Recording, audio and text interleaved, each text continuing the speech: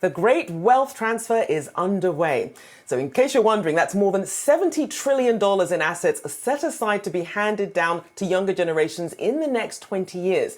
To discuss best practices for inheriting transferred wealth, we have Rich Compson, Fidelity Investments Head of Wealth Solutions. So Rich, let's start here. The great wealth transfer sometimes seems like something very far away. What does it mean for people today? Well, some people think it's only the rich that have this wealth transfer, but what we actually see is everybody ends up passing on some kind of wealth in some kind of form. You know, it could be a savings account, a retirement account, a home, or just stuff. I mean, if you think about the stuff that you accumulate in life, a lot of it is just like, what do you want to do with your stuff over time? So it's really about everyone. And you know, the Federal Reserve would say the average is about $50,000, but this is something that we all need to face at some point in time. So as people are trying to collect everything together from, as you mentioned, whether it's home or assets you have around the house, what should everybody, regardless of their asset level, be doing right now to start planning for this great wealth transfer? I think part of it first starts with, how do you want to live your life? What's important to you? Like if you're in retirement, how much do you want to live in retirement? How much do you want to save for your next generation? So it starts with a plan for you. And what does it mean to you and your overall goals?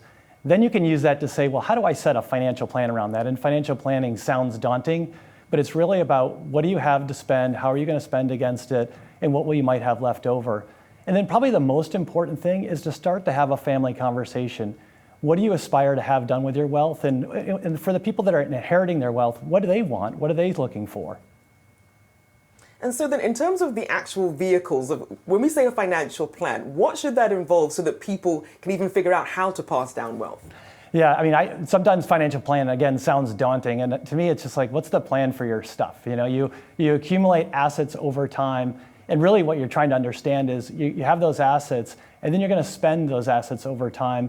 And that becomes your budget. And what are you spending against that? So if you start with just capturing an inventory of your assets and the things that you have, including your home and your personal effects, and then look at your budget. What are you going to spend? And that'll help you understand what's going to be left over. And then you can really use that to say, well, what am I going to leave behind?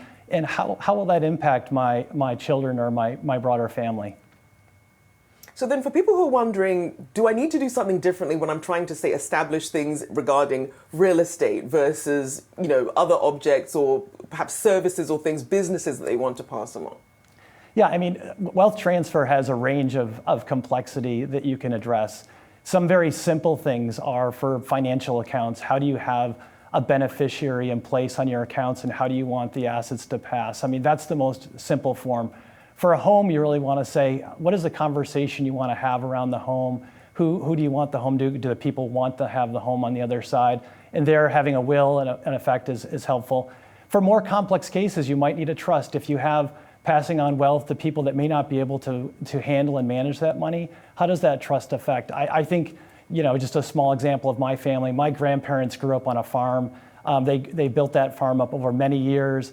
They lived through the Depression. They saved money on the side. But for the big question for them was, well, what do I want to have happen with the farm? And what did it mean to them? And they wanted to retain a farm. And they talked to the children about, and my uncles and my mom, to say, what do you want to do? And they had different interests. So having that conversation amongst the family was important to figure out what the plan forward is going to be.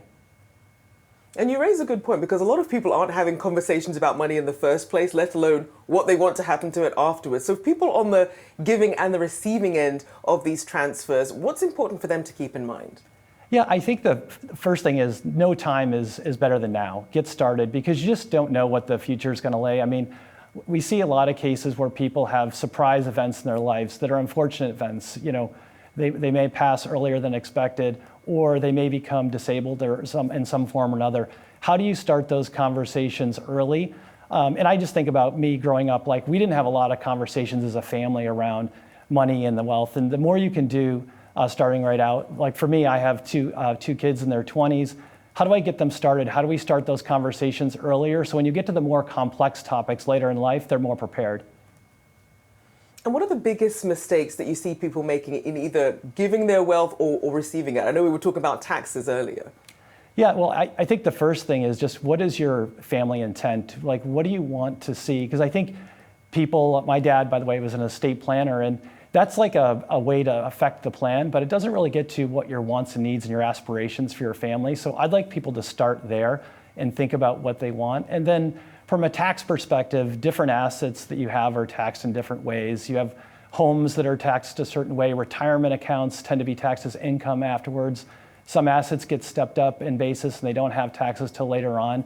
If you have a significant amount of wealth, you have to think about estate taxes that might come into play. So the best thing you can do is really start with that inventory and then start with who do you want to give it to? Because depending on how you give the money could also have tax implications.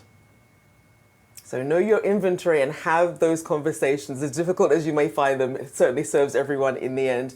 Appreciate you taking the time. Rich Compson, Fidelity Investments, Head of Wealth Solutions. Thank you so much. Thanks, Rachelle.